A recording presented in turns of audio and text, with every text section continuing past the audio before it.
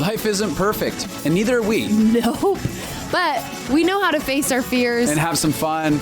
and talk about all the messiest things of life. Like the messiest things. Get connected to yourself, get connected to others, and get connected to the life right in front of you. This is The Connected Life with Justin and Abi. That's me. That's you. And you. Mr. Rogers. What a jerk. How is Mr. Rogers a jerk, you might ask? I might. You might. Well, we went to It's a Beautiful Day in the Neighborhood last night. It's a beautiful day in the neighborhood. And that stupid movie made me sob cry through the entire thing.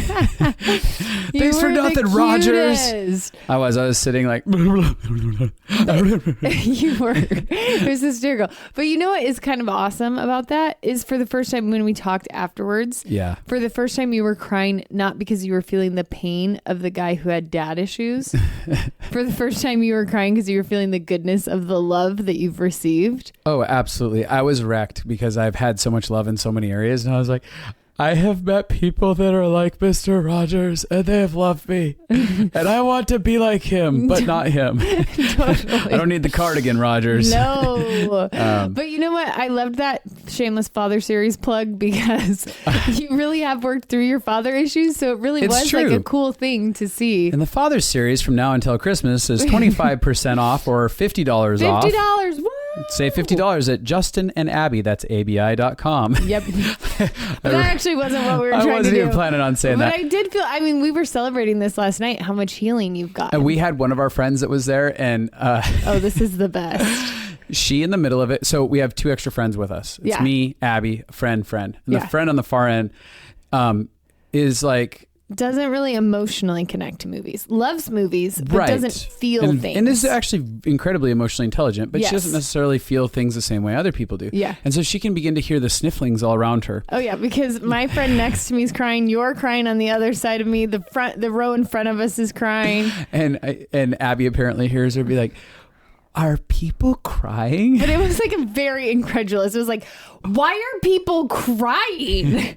I don't know if it was that intense. But so Abby gets triggered and she goes into this. I did get triggered because the girl next to me had the exact event that was going on in the movie happen to her. Mm-hmm. So I knew she was crying because it was literally real for her. Uh-huh. And so I was like, leave her alone. This happened to her.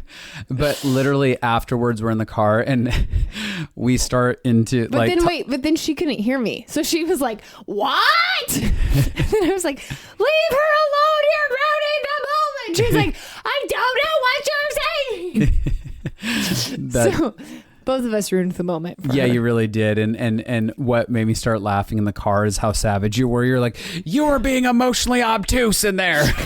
But it turned into this laugh fit as we realized I started playing Daniel the tiger. The tiger. You do a great Daniel the tiger. Are you really sad? Why are you sad? You're not really mad, are you? But it was really fun. So pitch for I also that movie. did we'll have to go explain my trigger to my friend. Yeah, you are going to that. You mean clean up your mess? Yep, gonna go clean up my mess for triggering in the movie theater. That was really funny. So coming up here, we laughed a lot. We did laugh a lot. We laughed hysterically afterward at your response and her response. The whole thing that happened was just comical. Mm-hmm. Yeah. And the old people behind us who couldn't really hear and they were talking really loud. Like, what did they just say? Totally. That was amazing. It was great. Yeah. So anyways, we want to talk a little bit about a few subjects that really carry a lot of weight in our world. But before we do, I actually wanted to jump out there and say, December 31st is the very last day to sign up for the Living Fully Alive 2020 course. Woo! At stumblconsulting.com.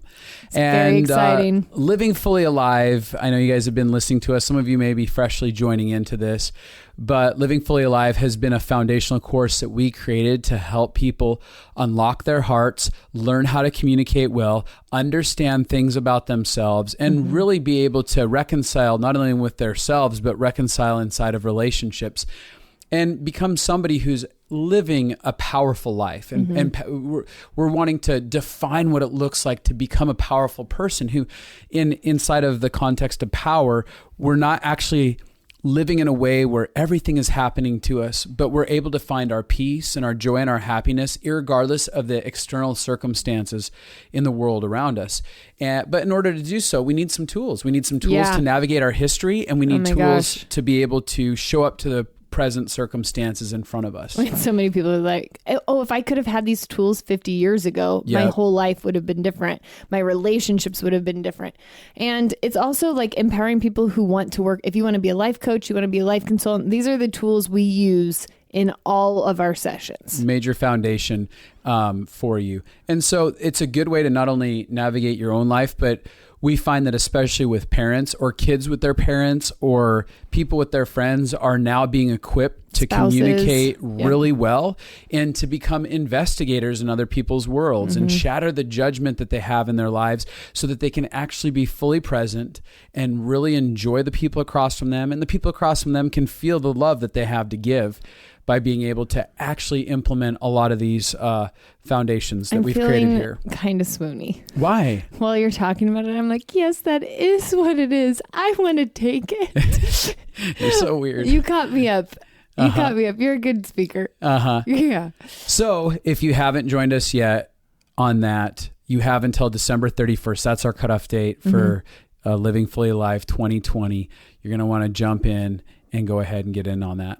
And also, your book is 25% off till Christmas too, because you just your As a book side and note, the Father series. The Tree of Life, great gift for adults and children alike. It was a novel that I wrote for a cross-generational novel, something that was written for adults that could be read to children, and that there could be a bonding experience that happened in that process as they could share the story back and forth. It's kind of like a Pixar movie where there's like really deep heart truths for adults, but then really fun adventure. We have every age. We have 7-year-olds who say it's their favorite book. We have 80-year-olds who said it was their favorite book. We have people in senior citizen places who love it. We have 50-year-old like man's man, like gruff, like don't like reading. Full out manly men who would only show up to like UFC events. Right. Who are like, this is amazing. I couldn't put it down. Yeah. And I hated it because it made me feel something. Yes. And teenagers. So it like covers all the, anyway. It really does. And we've had masters in psychology and therapy,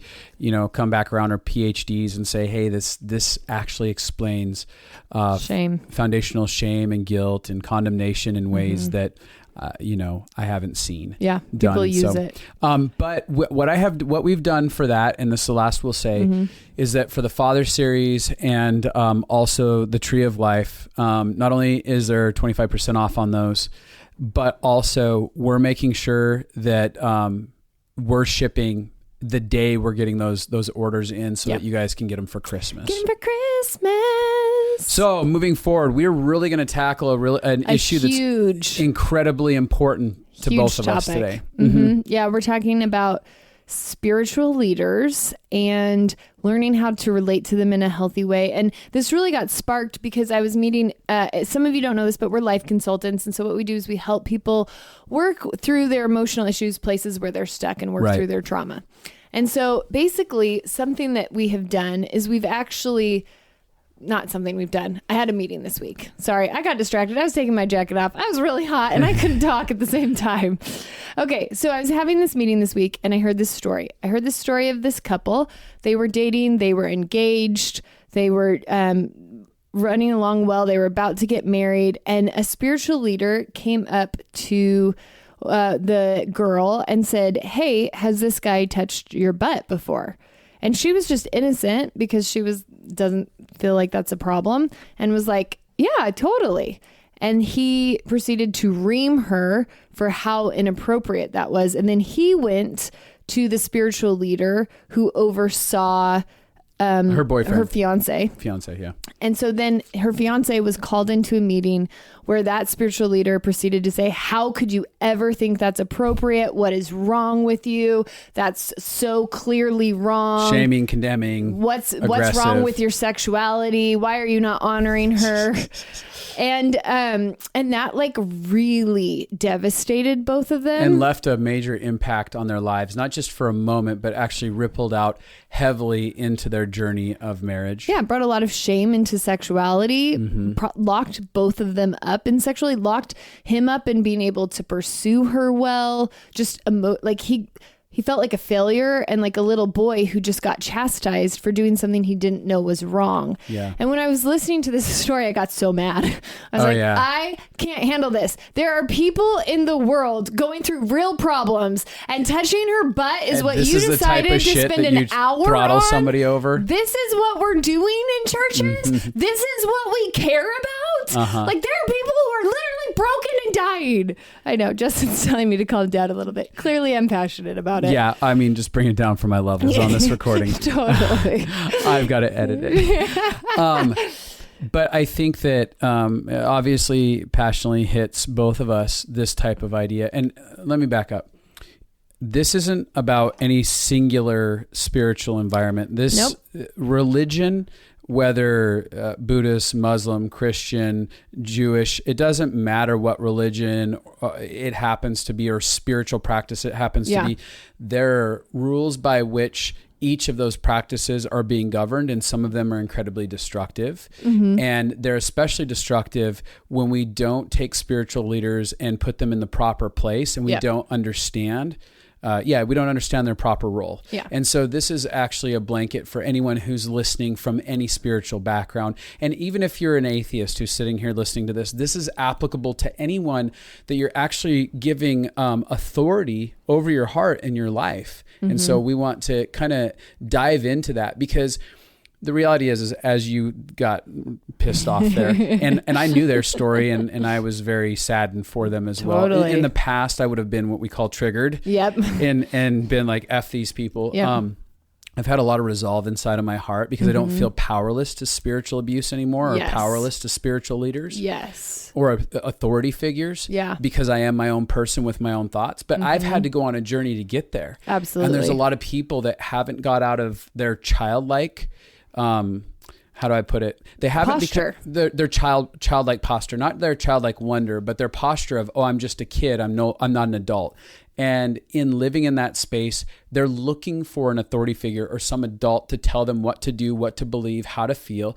And we want to actually help liberate people so that spiritual leaders can say devastatingly stupid stuff in their humanity, and we don't have to demonize them, and we don't have to deify them, and we can actually be free. Yeah. It's such an important thing to learn how to relate to leaders in your life. And actually, this would probably include bosses and leaders in the workplace. But it's such an important thing to learn how to relate to leaders so that you don't give them too much power, but you also don't walk around with an FU sign on your head. Yeah. And I'll say this too, especially because this, like you said, it does apply to just normal bosses and leaders. Yeah. But when it comes to spiritual leaders, they represent a God being. Yeah. Right. Now, whatever that God being is that you happen to believe in, they are a representative of that. And that's why the words and their actions can feel so extremely powerful and weighty for our lives. Yeah, because if somebody's speaking on behalf of God says you're bad, this all-knowing being, and they're the voice of this all-knowing being, and they say and they say you're bad, then it's going to feel devastating, because now it's like my creator doesn't like me because of what you're communicating. Rather than being able to just say, oh, this person doesn't represent God, or this person's a complete idiot. Or this person, I might be filtering this person wrong. All those exist. So we're going to give two sides of the coin on this. Yeah, because I actually am a spiritual leader. So it's a tricky conversation to have. We don't want to vilify or pedestalize. We don't want to deify. I know that's a pretty one. I wanted to try on a pedal. Put it on a pedestal. Okay, so we're going to talk. We created a couple keys to how to relate in a healthy way to spiritual leaders. So we're going to start with the first one. Father and mother stuff. Now, I will actually say this is like my superpower in this area. And I think that my balance in this area comes from my childhood. So I grew up not respecting either of your parents. That's true. I grew up believing that they didn't know more than me. Yeah. And there was a lot of reasons why. Which is both a superhuman power and an Achilles heel for you. Let's talk about the power of it. Absolutely. So I believed we were on equal terms. I believed like my parents weren't above me. So if they had an opinion I didn't agree with, I didn't think that meant my opinion was bad. You're like, meh, okay. Yeah, okay. And so there was this very equal belief that I had. And because of that, I've never put people on pedestals. Whenever I've walked into a church, I probably am like one of the only humans I know like this, who I walk into churches. I've never worshiped the leader. I walk into organizations. I never worship the CEO. Like, I just don't think the person in charge is extra special. Is extra special. I think you probably have lots of wisdom or things that are good. Right. But you're as broken as me, because I looked at my parents and I was like, you're as broken as me. And so there's this ability, and this is kind of what I want to talk through. But at the same time is that I really love connection. Yeah. And so I don't look at people like, you don't know better than me. You're an idiot. I know better than you. Right. It's this like, I really want connection with you. And there is, I sometimes have a people pleaser side, but then also a challenger side. You do. Yeah. It's like a conflict, internal thing. But so I have been able to posture myself with leaders where I walk into environments, and when they do human things, I think that feels normal. That feels in line. Like, that doesn't surprise me. Like, of course they're going to do that. Oh, of course you had an affair. Oh, of course you chewed out the janitor. Of course you did that thing. You were sniffing lines of cocaine off the back of a stripper. Justin. The stories I hear, you wouldn't believe. True. No, I know. It's true. We hear some crazy things. But so I'm not ever like shocked when I see that, because I know human nature. Yeah. And I'm like, all of us, here's the truth. All of us have the potential, the capacity for destruction. And the capacity, you hit all of my right triggers, and you put me in the right situation with the right amount of pain.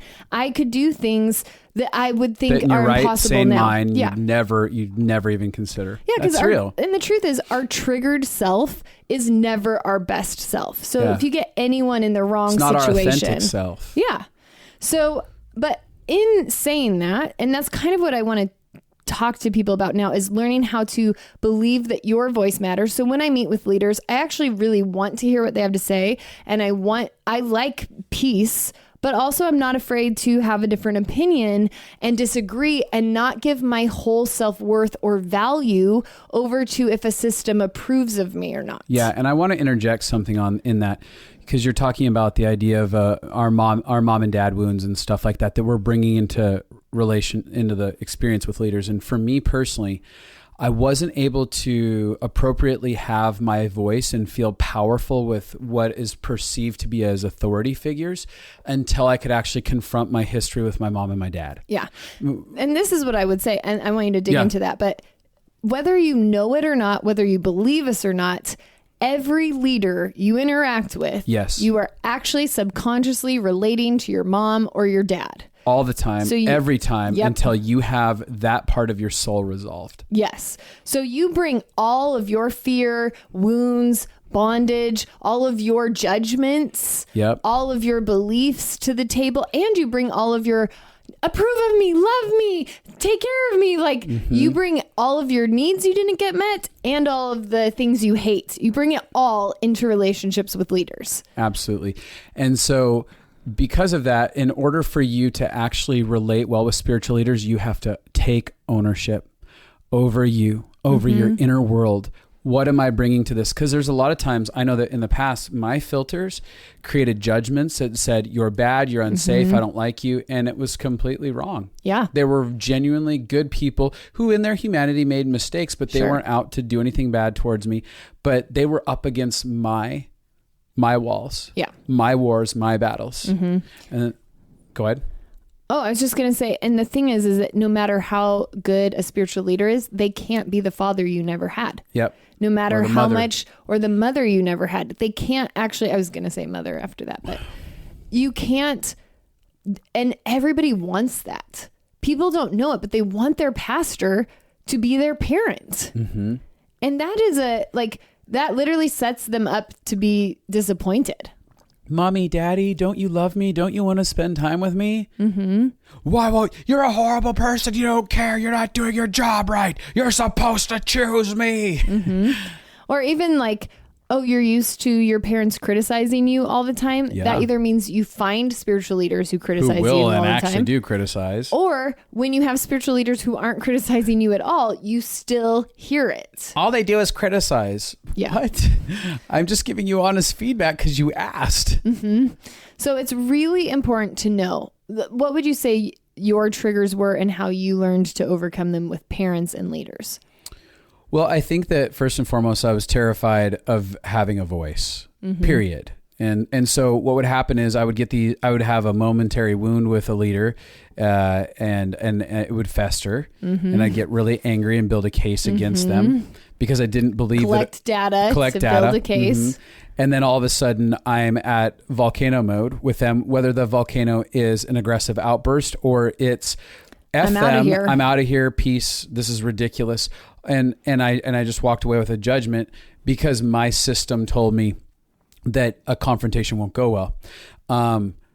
So I had to learn how to have confrontations. Part of how I resolved that is having them with my parents and realizing that it wasn't the end of the world, even if they disagree with me. Right. And so my confrontations that I did begin to have didn't have a high charge inside of them. If I did have to confront a leader and say, hey, that didn't feel good. I didn't have to have a high charge, especially if they dismissed it, because if they dismissed it, it didn't mean that they were more right than me. No.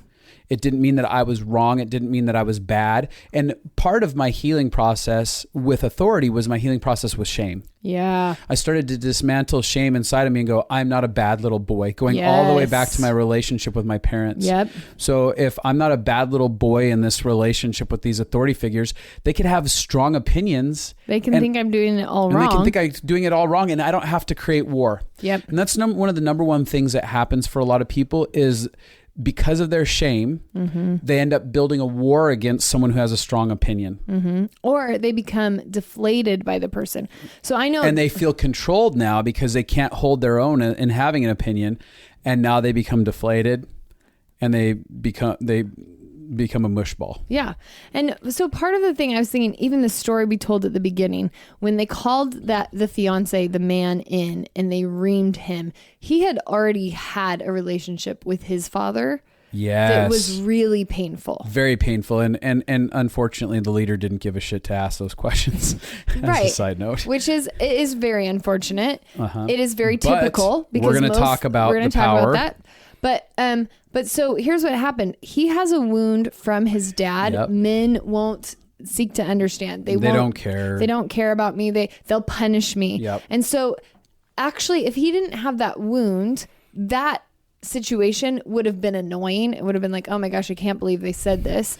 But it wouldn't have actually shut him down. No. And furthermore, if there was an empowerment internally, he could have easily had a voice and been like, I think what you're saying is absurd. You don't have enough relationship with me to have that conversation. You're not seeking to understand or investigating. This doesn't feel fun to me. So I'm okay with you not being okay with me. Yeah. Could have actually even had a strong response like that. Right. And that could have been powerful. And so the first part of this is like taking ownership over what we bring to the table. We bring our mother and father wounds in. We bring our shame. I think what you said hit it on the head, Justin, is that the reason we can so easily be manipulated, abused, or be traumatized or hurt by spiritual leaders is because we already are carrying shame. Yeah. And that's ours to own. Yeah. And so what they say, if we didn't have shame, it wouldn't hook us. Offense. I'll just make a little note here. A lot of people walk away from circumstances with leadership offended, like I did. And offense is all rooted in shame. And it's our shame, our offense. I mean, a leader should be able to say, hey, you're an idiot, Justin, I hate you. And I should be like, yeah, that's not fun. Right. But I'm not going to sit offended. It sounds like that's part of your problem. That's part of your triggered state. Totally. That's part of you not understanding love. Okay, on I go if I don't have shame. Well, and this is what I love, just really quick about LFA. We talk through shame and victim. But when you learn how you operate as a human, then you also start to recognize, oh, this is how they're operating as a human. So this is not all about me. This isn't a narrative about what's wrong with me. Yeah. So like, in the example of the leaders we talked about who went and chewed them out over the butt touch, I could say, okay, they were probably triggered. It triggered something in them to have leader. That level of fear and shame about that situation. I don't know what, I mean, I could guess ideas of why I think it triggered them, but I won't. But if you're not aware of how humanity works, how your heart and your mind and your triggers work, then you can't catch that not everything is a direct reflection of you. And so when you're able to, as you're saying that, understand this isn't, if I don't have shame, I can see what someone's strong reaction is about, where it's about them in their belief system, in their past.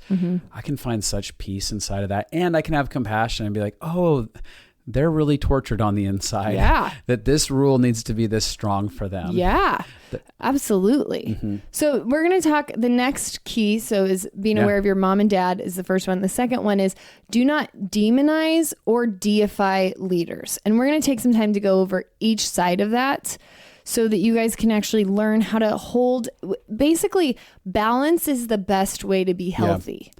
A lot of people, we'll start with the kind of demonization. Demonization, for me, I demonized a lot of leaders. Yeah. And there were a lot of people that did really destructive things in places of power. You have some crazy stories. Crazy stories of watching some of the greatest spiritual abuses I think I've ever seen. Yeah. Well, I mean, that you've ever seen, yes. In my life. Yeah, totally. In my personal life. Really destructive stuff. And so, but demonizing someone, first and foremost, it doesn't resolve anything inside of us. And what it really does is it builds a wall between us and future growth and future development. And the future gifts in our life. Absolutely. And so one of the things that people do is they become friends with mistrust. Yeah. Part of demonization, another word for it is mistrust. So now all of a sudden, I don't trust any leaders. I don't trust anything that they have to say. They're all out for themselves. Right. They build a strong case against them. And I know a ton of people who are like that. Like, you can't trust anyone in church. You can't trust, like, they've been hurt by a few things and they blow it up to every institution out there. Yeah. Yep, absolutely. And so what it does is it makes life very small. And demonization and mistrust are signs of a powerless person. Absolutely. Mic drop. That's so true. It really is. And it stops right there. Like, if I am living demonizing someone, it is an area of my soul where I am living powerless. I've given someone all the power, or a certain organization or a certain representative, like spiritual leaders, all of a sudden they have all the power. Yeah. And so we want to actually become powerful people. Absolutely. Okay. So we're going to start with reasons to not demonize pastors. So not pastors, I'm sorry, spiritual leaders, whatever kind of spiritual leader you have.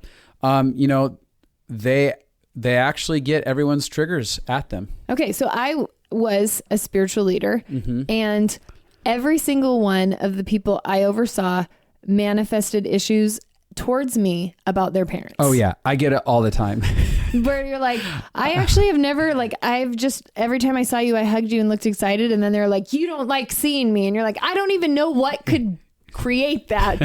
Like, it's like every wound they have, they bring expectations for you. And so you're used to getting the most triggers and the most blame as a spiritual leader. Yeah. It's a really tough place to be in. It's constant. And you can love really well, and you can have really pure intentions, and you can be judged based on someone's filters that have nothing to do with you. Absolutely. And people, oftentimes when you demonize a leader, you're actually not seeking to understand them either. Yeah. Like, the way you want to be understood. Exactly. Rarely have I, as a leader, had someone come to me and go, hey, what was your heart in that? I wanted to understand. And I have had some people, and it's very refreshing when they do. So but most is like, you don't love me, you don't care, and you just want to control me. I'm like, totally. I don't give a crap about your life. Do whatever you want. I mean, I care about you, but totally. I'm so busy over here syncing in emails that I need to take care of. I'm not even thinking about you. Totally. I can't even control myself. That's funny. I think that we create you said something that stood out to me, and you talked about expectations. Yes. And we really expect a lot out of spiritual leaders. We expect them to help us figure out our finances, our relationships, our trauma, our sex pain, lives, our sex life, our dreams, our spiritual significance issues. Give me all the answers to the world. You're my spiritual leader. Yeah. And I'm like, for you to go to school to be like, let's say a spiritual leader should really go to school for trauma, addiction, emotional intelligence, counseling, relationships, finances, business, life coaching, dream, vision, like all of that stuff. It would be like 20 years of school for them to even and then not even saying that they have real life experience. Oh yeah. And so we're really we're expecting them to be specialists. We're expecting them to be specialists in everything. Totally. My doctor can't even do that. And they went to school for like 12 years. My doctor only knows what they know about their area. Yeah. That's so, well, what else then? I would say genuinely, typically, spiritual leaders' hearts are to do good. No. They just want to control and manipulate and yes. And there are those people. Power. I agree. There are people like that. That's true. And they form some pretty cool cults, some of them. Yeah, they do. It's impressive. But I think that like if you took a survey of people's inmost heart, like we couldn't do it, but like if there was a way to see what was driving most people who are spiritual leaders, I actually think a lot of them want to do good and help people. Yeah. There's pure intent somewhere inside of there. And you don't ever want to be a leader. Well, I forgot what I was going to say about that. You don't ever want to be a leader. You don't. You don't. If you're thinking about being a leader today, stop it. Run now. So leaders have all of their own wounds that often get pushed on by what the abuse they take as a leader. So they might have rejection or abandonment or punishment wounds. And then they have people that come and go easily and communicate or don't communicate. Oh, yeah. Or get angry or talk behind their back. Or there's a lot of things where I'm like, it's painful. Most leaders have never led before. What I'm trying to say is that so many leaders are thrown into positions of leadership that they're like, I've never done this before and I'm failing forward every day. It's a risk to get out of bed. Yes. It's a risk to get up on a stage, or it's a risk to have one more meeting with people as someone who's been deemed a leader, a spiritual leader of any sort. And so we have to understand they're failing forward like the rest of us. And sometimes they're taking bigger risks than the rest of us. Yeah. In the sense that they're deciding to open up. They're doing it publicly. Publicly open up their chest and be like, all right, I'm going to try this and this may fail miserably and everyone's going to hate me for it. Yeah. I'll say I used to have, this is part of me not demonizing leaders, is I used to have a lot of judgments like, oh, if I ever became a leader, I would never do this and this and this. I would never be too busy for people. I would never be too focused on this. I would always make people feel loved. I would always have time to counsel, whatever it is. There is a belief that most people have that they would do it so differently. And I remember when I began leading a bunch of people and I was like, oh my gosh, so many people in my group wish that they had more time with me. And I literally am giving everything I have. And it's impossible. And I'm like, oh, I could walk by and I could be thinking deeply about something going on and they could see me and think that I am angry at that. Like there's so many things that I was put in situations or like when I had to make a decision that would affect somebody, but I actually spent a lot of time deeply caring about it. But then they thought, oh, you're just being flippant with me. Like I just experienced I was trying to do all of the things that I never wanted to do. Like I was trying to be the perfect person. Yeah, perfect leader. And then I found that even when I was killing it, it still couldn't translate to everybody. Absolutely. So I think like, I wish that everybody could be a mile in a spiritual leader's shoes because you have compassion. Mm-hmm. Mm-hmm. You end up being like, okay, I see that there's probably even decisions. I'm now aware in organizations, business and spiritual places, oftentimes leaders make decisions and you're like, why would they do that? That's so dumb. Haven't they thought to da, da, da, da, da? And then you get in the position where you're in the room when they're making the decision and you realize their back is against the wall because if they don't make this decision, 5 other decisions are much worse. And you're like, oh. And so I just have a lot of compassion. Yeah. It's easy to be a sideline critic. Put it this way. Like when it comes to leaders, it's very easy to be a sideline critic until you get into their shoes. And so probably we should learn how to give them grace. Yeah. And that's what we're saying. There's two sides of that coin. There's grace and accountability. And we're going to talk about the accountability side of stuff as well. Yeah. So we're talking about don't demonize leaders, like have compassion. I often think about Joshua Harris. He wrote I Kissed Dating Goodbye. It's this book that, if you haven't heard of it, destroyed the entire young Christian community. It didn't destroy it. I know lots of people that loved it and it was really good for it. But it was super destructive to the dating process, I think. Yeah. Okay. I mean, it was destructive for me personally, but I do know some people that it was beneficial. Sure. to. But we're going to get to the point of that. The point is he was 21 when he wrote it. And if you took anything that I wrote at 21, I would have destroyed a ton of people. I still feel scared. Well, if I say this, people will think this, and then that will destroy. Totally. So it's just, there is a point of having compassion. They don't know what they're doing. Most people who are trying to help people are doing that to avoid dealing with their own stuff anyways, because they have a lot of pain they don't know how to deal with. Yeah. And I want to say this. I had this guy that I was having a conversation with, a young entrepreneur, very wealthy, and he has this beautiful company and a lot of success inside of it. And he's looking at me, and when that company had started, it almost became an overnight success. Yeah. And he's like, dude, I had no idea. I've judged so many leaders in my life. Yes. He's like, I have no idea what I'm doing, and I feel like my back's against a wall at all times. And he's like, never again, never again. And he's like, I have suddenly forgiven so many leaders in my life just by getting in their shoes. Oh yeah, absolutely. Yeah, totally. Okay, so we want to have compassion for leaders. We also, though, cannot make leaders like a god. We can't put them on a pedestal. Yes. Actually, anytime you do that with anyone, it's dangerous. For a lot of leaders, and I want to talk about this, because you talk about, here's this person on this pedestal, all of a sudden they're godlike in their thing. But the reality is that there's some fundamental flaws for a lot of leaders in the way that they're setting up their lives and the way that they're living it out. And that's okay, because they're human. Yeah, they're you one can't more human. be great at everything. They've just been given some measure of authority. Yeah. Right? But a lot of them, honestly, don't have a lot of community or feedback. Yeah, this is something, and this actually gives me a lot of compassion, but is also why we shouldn't put them on a pedestal, because you cannot be a healthy person if you don't have equals.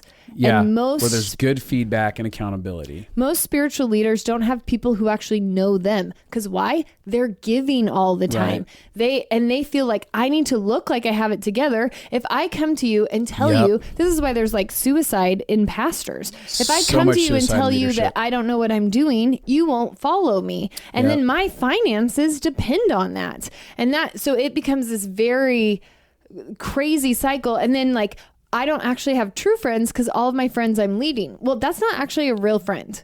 If you are leading, if you're in charge all the time, then that's not an equal relationship. That is a relationship where you're the boss and they're scared. So they're never going to give you fully honest feedback. They're never going to challenge you. And if you're not being accountable, if you're not having people speak into your world on a rate, and it can't be I know I grew up in a denomination where there was we had a pastor and then there was somebody who oversaw the pastors in our area. Well, but they didn't know them. They weren't coming down, spending time with them. They weren't asking them, how's your sex life going? How are your relationships? Are you communicating well with your kids? They're not actually knowing them. So when I say accountability, the only way for us to be healthy is to have interactions with other human. To be known. Yes. That's a way to put it. And when we're not known, it creates a hole that we have to fill in a different way. And to me, the word accountability has a lot of different meanings. And I don't think accountability is just what are you doing wrong? Oh, yeah. But accountability is, like we said, someone who's being known in relationship where they're vulnerable and they're tender to a process of being just as much encouraged as they are healthy levels of honest correction, where someone can come in and go, hey, I'm seeing something here that looks like a bomb that's about to blow up. And let's try and figure out what's going on together. And then they have a heart of humility that can go, yeah, I love that. And a lot of them, again, don't. And so they're going to make messes. So we're not going to make gods out of them. Yeah. If you're not vulnerable ever, but then you are expecting other people to be vulnerable with you, right? Then it's going to create weird power trips in your head. You're going to believe weird things about you. And also it means like, if you don't have a place to process your pain, all of the messes in life happen when we don't deal with our pain. Yep. So if you're not processing your pain well, it's going to show up. And so spiritual leaders often feel scared to process their pain, feel like they don't have anyone to do it with, feel like they don't want to look weak. And so they're just stuffing all of their pain, all of their wounds inside. And so then that creates behavior that is really detrimental to others. But yeah, so that's why you can't put them on a pedestal. Absolutely. That doesn't mean every pastor or spiritual leader is like that. It's just one of the things to look at. Which, and I think that brings to the point, if they're not gods, they are just human. And, it's like you and I, we are just human. There are so many mistakes that I make. I F things up all the time where I'm like, I didn't know I was triggering when I did that. I'm really trying my best, but I am just a human. I actually had a conversation with somebody today in my office where she was talking about some disappointments that she had in her life, especially with leadership or stuff that she had related to. And she has a fond value for me as someone who speaks into her world. And I said, listen, kiddo, like, if you came and you lived in this environment as an intern or as someone who is like just in close proximity to Abby and I would repetitively disappoint you. Totally. Because I am messy. I do fail forward in so many ways. I get triggered. I get triggered. I'm trying my best to love. I'm asking the question, how do I love well? But I don't know how to love perfectly well. And so those are just part of it, is that we have to accept they are just human. Mm-hmm. Yeah. And one of the things I would say is they're not experts at everything. So it's like, why are you going, like, you're expecting this person who hasn't gone to school for everything and doesn't know everything to give you feedback. And then you decide that is what God, whatever God you follow, that is what that being believes. Yep. And that really limits your ability to get what you need. So I'm like, I know, like, the pastor I grew up with, that was not the person for me to go ask financial help for. No. He hadn't like run a successful financial business. No. But that doesn't mean I can't learn from him and grow from him and get wisdom from him. But it also means, why am I putting him as the sole person I'm listening to about something? They don't have, so I'm like, a lot of pastors are behavior management people. They're trying to tell you don't touch their butt. Like, they're not trying to, they're trying to tell you all the rules, but not actually, they don't know how to work you through your pain or work you through your trauma or help you get unstuck. They shouldn't have to. Yeah. Be able to do that, but they shouldn't also think that they're great at that and that they are an expert at that when they're not. And they should be able to say, I don't know how to do that. Yes. I'm not sure what's going on inside of you. I wish I could input, but I don't have an answer. Yes. I am sorry. You should call a counselor. But most spiritual leaders don't think they're allowed to say, I don't know. That's true. And so this is why if you put them on a pedestal, they might be giving you BS about something they have no idea about. Right. They're just making up an answer. And I think that's, for me personally, as a side note, one of my highest values that I have in my space is to be able to look someone in the face and be like, I don't know. I don't have an answer. Let's see if we can find one. Because I've never come across that. Yeah. And I don't have to have them. I'm not scared of not having one, but a lot of them are scared of not having an answer. Yeah. And I think that's... So I think part of what I'm saying is, to have a healthy relationship with leaders, you can't defer to them all the time. You can't just decide, well, they must know better than me. They may or they may not, because they aren't living your life. Yep. So they may not know. Now, I will say there are times when I posture myself where leaders I've trusted that they knew better than me in areas. Yeah. Where I've been like my counselor, I trust that she knows better than me in boundaries with my certain codependent triggers with my parents. Yeah. So I trust, no, everything inside of me feels this way, but I'm going to trust you because you are an expert and you have been safe and you're not trying to control me. I'm going to trust you more than I trust myself. But we're talking about when you defer to a leader, the entirety of your life, to somebody who is really just a human. then it can feel devastating if it doesn't work out. And what that does is it takes out of the equation, whatever part of your spiritual journey you're on, it actually takes out of the equation a higher spiritual being. And to me, like, if I defer always to some human, I'm actually taking out the context of an actual personal relationship with a creator, and being able to go like, hey, I want to intimately get to know you and understand you and have connection with you, and you heal something inside of me. And so something that I do value in my brokenness is because I had a lot of mistrust in my powerlessness. Oh yeah. Because I did see a lot of destruction in some ways. But what I did value was it turned me towards a higher relationship where I started going, God, if you are real and you are unconditionally loving, I want to experience you in those forums, and I want to hear what you have to say to me. And I started creating a healthy sense of self and a healthy sense of reliance in a good way, so to say. Yeah. But you made a point, they aren't living your life.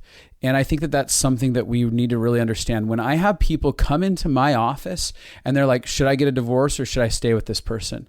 And I'm like, okay, first off, that's a giant question that I don't... After you give me a 20-minute version of your 10 years of marriage, only from your side, I should know. And I'm like, well, first off, that's absurd that you'd want me to answer that for you in this space. But even after I've gathered tons of information, I'm sitting there going, I don't have to live the consequences of your life. I don't have to live the consequences of you staying in this marriage and the potential abuse that could be inside of it, or the neglect or anything. And I don't have to live the consequences of you deciding to walk out of this marriage and what it's going to break your family and your kids and all the cost in that. I don't have to walk that out. And we have to keep that in mind when we're taking feedback from people. Okay, but they don't have to live my life. Right. I do. I have to live with the consequences of what decisions I'm about to make. So I'd like to use their advice as wisdom, as a barometer, but not as my final decision maker. I have to learn how to trust myself. Yeah. Another thing is they may not have your same core values. And this is something I've loved is I've learned how to go, like, I go to churches where we have some core values that are the same and some that are different. And so, because I feel like we can actually, I'm okay with having different opinions. Right. But I'm probably not going to, there are certain leaders that I know that I would not seek their advice on because I know their core values are different than mine. Extremely different. I have a huge core value for love and the goodness of God and the relationship part, not religious duty, not just rules, not just following something because it looks perfect on the outside. So I'm not probably going to go to leaders who have that who are bent. extremely logic based, just going, here's black and white, and this is what you need to do because this is the right thing in my opinion. And I don't think that people know that and you're not going to find leaders who have all the same core values as you. No. Me and Justin have different core values. We absolutely do, and that's why we fight sometimes. Totally. So it's not that you're looking for somebody who's perfect because you'll never find them, and it'll give you an excuse to never trust. And you'll never get healed.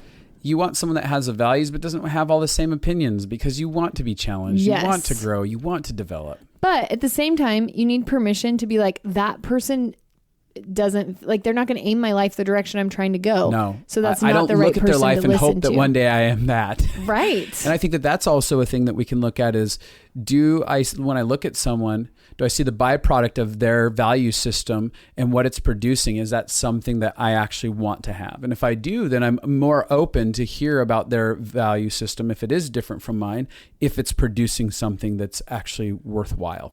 So the last thing is, leaders haven't processed through all of their pain. Same as me. Like, I have not processed through all of my pain. No, we are progressively doing that. Yes. On a weekly basis. Yes. One day when I'm like 80, I'm going to be a really good person. And I'll say this, some of them don't care to process their wounds. Yeah.